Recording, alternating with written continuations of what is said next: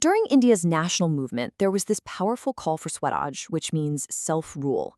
But what did this big idea of freedom actually mean to all the different people who were fighting for it? You see, for the plantation workers of Assam, their idea of Swaraj wasn't something they heard about in political speeches. It was a feeling, an idea that grew right there, inside the very closed-off world of the tea gardens. And that brings us to a very important question, doesn't it? When a whole nation fights for freedom, is everyone really fighting for the exact same thing? We are going to see that for these plantation workers, freedom was something deeply, deeply personal, something born from their own daily struggles. So let's just travel in our minds for a moment to the vast green tea plantations of Assam.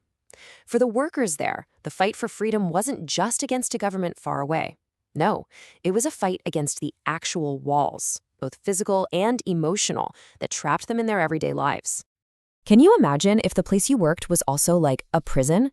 Well, that was the reality for these plantation workers. They lived in these isolated compounds, so far from their own villages, their families, everything they had ever known. Their whole world was just this one confined space. And this confinement, it was official. It was made into a law. It was called the Inland Emigration Act of 1859. And under this act, workers were simply not allowed to leave the tea gardens unless they got permission. And the thing is, that permission was almost never, ever granted. So they were, for all practical purposes, trapped. So what did it feel like to be trapped like this, day after day?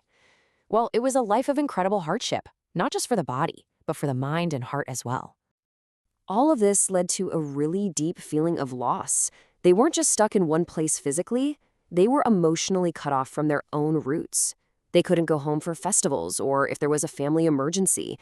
And over time, that link to their home village, their own culture, their families, it started to just fade away. It was a tough life of poor pay, very long hours, and a deep, deep loneliness. But even in this very isolated world, something was about to change. A little whisper of a much bigger movement happening all over India started to reach the plantations. And with that whisper came a new feeling, a feeling of hope. News about Mahatma Gandhi and his non-cooperation movement somehow started to spread, even to these far-off places. The workers began to hear the slogans and the stories of a great leader who was fighting for all Indians. For them, this news was like a small seed of hope being planted in their hearts. Now, how they understood this news was not about some complicated political freedom. No. For them, it was something much more personal, much more immediate. They believed that Gandhi Raj was coming, and that this would be a time when all their suffering would end, and they would each be given their own land, back in their own villages. Believing that their freedom was finally here, the workers decided to do something huge. They started their own march for their very own idea of what Swaraj meant.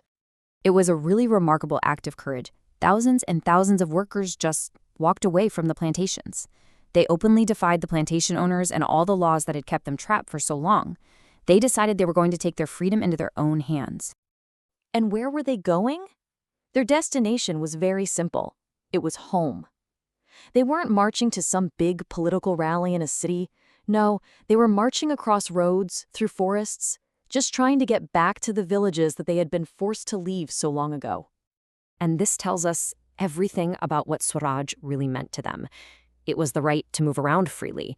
It was the right to go back to their homes, to see their families, to be on their own land again. It was, quite simply, freedom from the confinement that had become their whole life. But this brave march for freedom, this journey that was filled with so much hope, it did not have a happy ending. The road home, it turned out, was full of harsh and unexpected problems. So tragically, they never reached their villages. Their beautiful dream of returning home was cut short. They found themselves stuck, caught between the life they had just run away from and the one they just could not reach. So, what went wrong? Well, there was a strike on the railways and the steamships, and this left them completely stranded on their journey. With absolutely nowhere to go, they were easily caught by the police.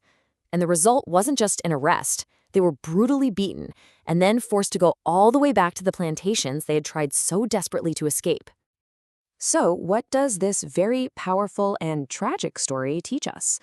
It really forces us to look again at the whole idea of freedom and what it meant to different people who were all part of the same national struggle. Let's come back to our main question.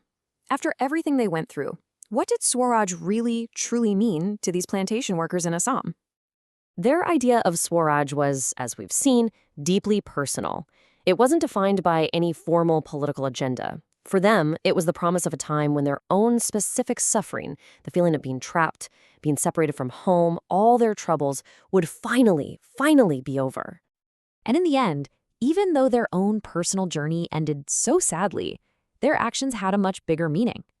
By chanting Gandhi's name, by seeking their own version of freedom, they were emotionally connecting their own struggle to the larger All India movement.